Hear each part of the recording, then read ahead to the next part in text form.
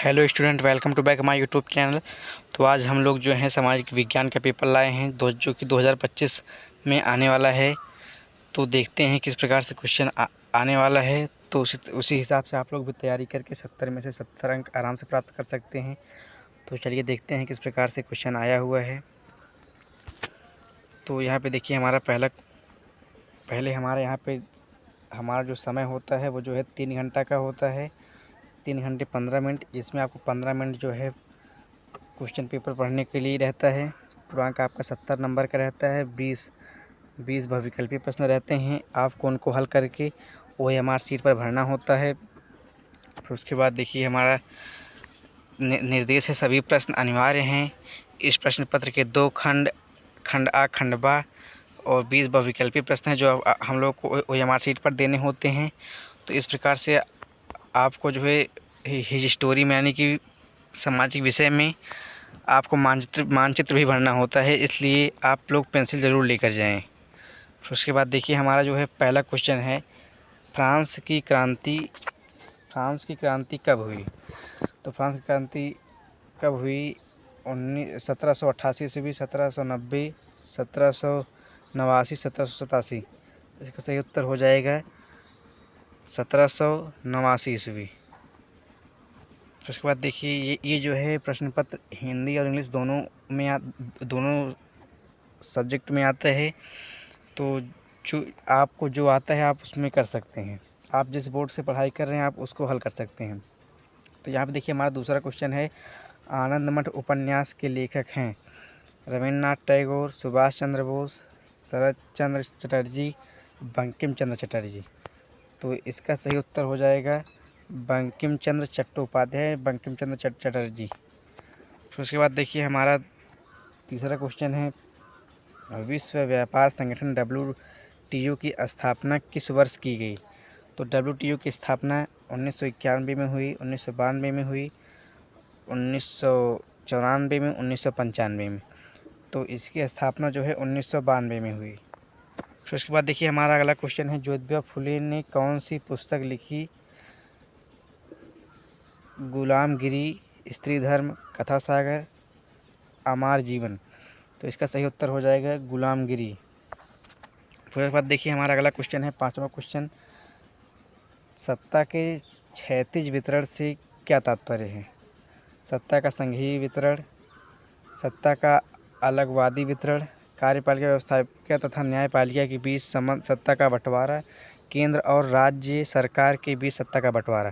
तो इसका आपको सही उत्तर जो है कार्यपालिका व्यवस्थापिका तथा न्यायपालिका के बीच का सत्ता का बंटवारा। तो ये आपका सही उत्तर हो जाएगा। फिर उसके बाद हमारा अगला छठवां क्वेश्चन है, निम्नलिखित में से कौन सा संघीय राज्य नहीं है। मणिपुर, त्रिपुरा, हिमाचल प्रदेश, जम्मू कश्मीर। तो हमारा जो जम्मू कश्मीर है ये जो है संघीय राज्य नहीं है। तो यहाँ पे देखिए हमारा सातवां क्वेश्चन है, धर्मनिरपेक्ष राज्य में धर्म का कोई स्थान नहीं होता, एक राष्ट्र धर्म में विश्वास किया जाता है, केवल बहुसंख्यक वर्ग के धर्म को मान्यता मिलती है, सभी धर्मों को समान समझा जाता है। तो इसका सही उत्तर हो जाएगा सभी धर्मों को समान समझा जाता है। फिर उसके बाद देखिए हमारा आठवां क्वेश्चन है, राजनीतिक दलों के सामने कौन सी चुनौतियां हैं। आंतरिक लोकतंत्र का ना होना, परिवारवाद, धन और आपराधिक तत्वों का प्रभाव, इनमें से सभी। तो अगर आप लोगों को कभी भी अगर प्रश्न नहीं आ रहा है और इनमें से सभी का ऑप्शन है तो आप इनमें से सभी का टिक लगा कर पक्का आए, क्योंकि वो जो 100% सही हो सकता है। उसके बाद देखिए हमारा 9वां क्वेश्चन है, निम्न में से कौन सा लोकतंत्र का अवगुण है। लोकतंत्र का अवगुण कौन सा है। धनी व्यक्ति का शासन, धर्म व्यक्तिवाद, बहुसंख्यक की प्राथमिकता, इनमें से सभी। तो इसका सही उत्तर हो जाएगा इनमें से सभी। तो उसके बाद देखिए हमारा 10वां क्वेश्चन है, संविधान के अनुसार भारत की राजभाषा कौन है। हिंदी, उर्दू, अंग्रेजी, संस्कृत। भारत की इन्होंने पूछा है तो इसका सही उत्तर हो जाएगा हिंदी। तो उसके बाद देखिए हमारा अगला क्वेश्चन है, कौन सा उद्योग चूना पत्थर के कच्चे माल के रूप में प्रयुक्त होता है। एल्यूमिनियम, सीमेंट, चीनी, पटसन। इसमें जो है साफ साफ दिख रहा है कि सीमेंट ही कच्चे माल के रूप में प्रयुक्त होता है। फिर उसके बाद देखिए हमारा अगला क्वेश्चन है 12वां क्वेश्चन, भारत में आर्थिक उदारीकरण की शुरुआत कब हुई? आर्थिक उदारीकरण भारत में शुरुआत कब हुई? तो यहाँ पे देखिए ऑप्शन दिया है 1991, 1989, 1995 और 1960। तो इसका सही उत्तर हो जाएगा 1991। फिर उसके बाद देखिए हमारा 13वां क्वेश्चन है, राष्ट्रीय उपभोक्ता अधिकार दिवस कब मनाया जाता है? तो राष्ट्रीय उपभोक्ता अधिकार दिवस जो है 14 दिसंबर को मनाया जाता है। फिर लौह अयस्क किस प्रकार का संसाधन है? नवीकरण, प्रवाह, अनवीकरण, जैव। तो लौह अयस्क जो है अनवीकरण है, क्योंकि यह जो है पहले से ही विद्यमान है। फिर उसके बाद देखते हैं हमारा 15वां क्वेश्चन है, निम्नलिखित में से कौन सा राज्य तांबे का मुख्य उत्पादक है? मध्य प्रदेश, उत्तर प्रदेश, बिहार, तमिलनाडु। तो इसका सही उत्तर हो जाएगा मध्य प्रदेश। फिर उसके बाद देखिए निम्नलिखित में से कौन सा व्यक्ति अर्थव्यवस्था के प्राथमिक क्षेत्र से संबंधित है? तो मछुआरा, शिक्षक, व्यापारी, डाकिये। तो इसका सही उत्तर हो जाएगा मछुआरा। फिर हमारा 17वां क्वेश्चन है, अधिकार सूचना का अधिकार अधिनियम कब लागू किया गया? 2010, 2005, 1900, 2001। तो इसका सही उत्तर आप लोग देख रहे हैं कि 2001 ही होगा। फिर उसके बाद देखिए निम्नलिखित में से किस राज्य में बांधवगढ़ राष्ट्रीय उद्यान अवस्थित है या स्थित है? फिर उसके बाद देखिए मध्य प्रदेश, राजस्थान, उत्तराखंड, पश्चिम बंगाल। तो इसका सही उत्तर हो जाएगा मध्य प्रदेश। फिर उसके बाद देखिए 19वां क्वेश्चन है, कपास की खेती के लिए सबसे उपयुक्त मिट्टी कौन सी है? लाल मिट्टी, लेटराइट मिट्टी, जलोढ़ मिट्टी व काली मिट्टी। कपास की मिट्टी को ही काली मिट्टी कहा जाता है, तो इसका सही उत्तर हो जाएगा काली मिट्टी। तो उसके बाद देखिए हमारा 20वां क्वेश्चन जो है, निम्नलिखित में से किस वर्ष में बांग्लादेश ग्रामीण बैंक की शुरुआत हुई? बांग्लादेश ग्रामीण बैंक की शुरुआत कब हुई? तो 1970, 1969, 1989 और 1967। तो इसका सही उत्तर हो जाएगा 1970। तो उसके बाद देखिए हमारा अगला क्वेश्चन है, वर्णनात्मक, यही इसी को खंडवा कहते हैं। तो इसमें जो है आपको 50 नंबर आपको अपने कापी में लिखना रहता है। तो आपको इस तरह से लिखना है कि आप जो है कम से कम 50 में से 50 अंक आराम से प्राप्त कर सकें। तो चलिए देखते हैं किस प्रकार से प्रश्न आया है। तो यहाँ पे देखिए पहला प्रश्न है, उन महत्वपूर्ण कारकों का उल्लेख कीजिए जिनके कारण यूरोप में राष्ट्रवाद का उदय हुआ।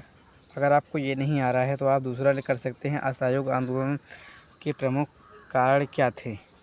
इसको आप करके अपना 4 में से 4 अंक प्राप्त कर सकते हैं। पर देखिए दूसरा क्वेश्चन है, संघवाद का अर्थ क्या है?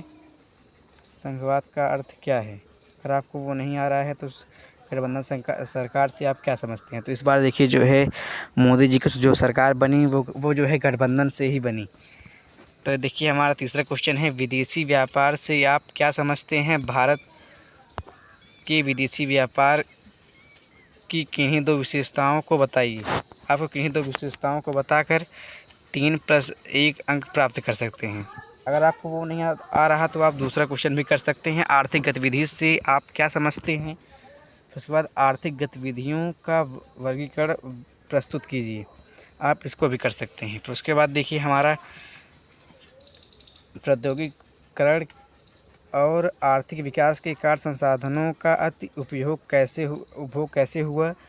अगर आपको वो नहीं आ रहा है तो भारत में सड़क परिवहन के सापेक्षिक लाभों की विवेचना कीजिए। आप इसको जो है लिखकर 4 में से 4 अंक प्राप्त कर सकते हैं। तो यहाँ पे देखिए जो है आपका जो है 6 नंबर का प्रश्न यहाँ पे देखिए आ गया है, फ्रांस की क्रांति के क्या कारण थे? विश्व की अर्थव्यवस्था विकास में तकनीकी का क्या योगदान है? उदाहरण सहित लिखिए। आप दोनों में से किसी एक को लिखकर 6 में से 6 अंक प्राप्त कर सकते हैं। और यह आपको उत्तर 150 शब्दों में लिखना है। यह कम से कम आपका दो पेजों में आएगा। आपको पेज पूरा भर कर आना है और 6 में से 6 अंक प्राप्त करना है। फिर उसके बाद देखिए हमारा 6वां प्रश्न है, भारतीय संघ में केंद्र सरकार संबंधों का वर्णन करें। या अगर वो नहीं आ रहा है तो आप दूसरा भी कर सकते हैं। जातिवाद क्या है, भारतीय लोकतंत्र में इसकी क्या भूमिका है।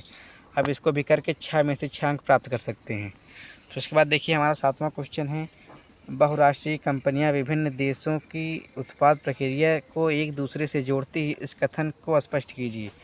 तो उसके बाद अगर आपको वो नहीं आ रहा तो आप दूसरा भी कर सकते हैं, भारतीय अर्थव्यवस्था में अधिक रोजगार विकसित करने की साधनों को स्पष्ट कीजिए। बहुत ही सरल क्वेश्चन है, आप इनको हल करके 6 में से 6 अंक प्राप्त कर सकते हैं। फिर उसके बाद देखिए हमारा 8वां प्रश्न है, भारत में वन्य जीवन संरक्षण के उपाय सुलझाइए। संगठित व असंगठित क्षेत्रों को में विभेद कीजिए एवं असंगठित क्षेत्र के कर्मचारियों की समस्याओं पर प्रकाश डालिए।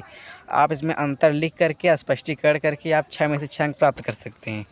फिर उसके बाद देखिए आपका जो है मानचित्र संबंधी आपका जो है मानचित्र 10 में से 10 नंबर का आता है। आपको 2 मानचित्र दिया जाएगा, आपको उसमें भरना है और 10 में से 10 अंक प्राप्त कर सकते हैं।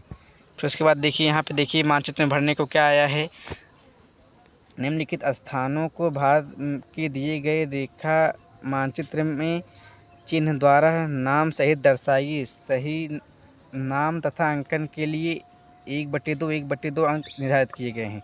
पहला क्वेश्चन, वह स्थान जहां पूर्ण स्वराज की मांग प्रस्तावित हुई। दूसरा, वह स्थान जहां आनंद भवन स्थित है। वह स्थान जहां 1927 में कांग्रेस का अधिवेशन हुआ। वह स्थान जहां सर्वप्रथम नमक बनाया गया था। 5वां हमारा वह स्थान जहां चौरी चौरा कांड हुआ था। तो उसके बाद देखिए हमारा अगला क्वेश्चन देखिए क्या है, 9वें का जो है बी, उत्तर प्रदेश का एक 10 लाखी नगर वाई चिन्ह द्वारा दर्शाइए। कॉफ़ी का सबसे बड़ा उत्पादक राज्य चिन्ह द्वारा चिन्ह सहित मतलब चिन्ह और नाम सहित आपको दोनों बताना है। राजस्थान का राजधानी नगर चिन्ह द्वारा नाम सहित। दक्षिण भारत की एक नदी चिन्ह द्वारा नाम सहित। चाय उत्पादन के किसी क्षेत्र को चिन्ह और नाम द्वारा आप दर्शाकर 10 में से 10 अंक आराम से प्राप्त कर सकते हैं। फिर इस तरह से आप जो हैं 70 में से 70 अंक प्राप्त कर सकते हैं। और ऐसे रोज़ाना वीडियो पाने के लिए हमारे चैनल को लाइक करें, सब्सक्राइब करें। Thanks, take care, good bye.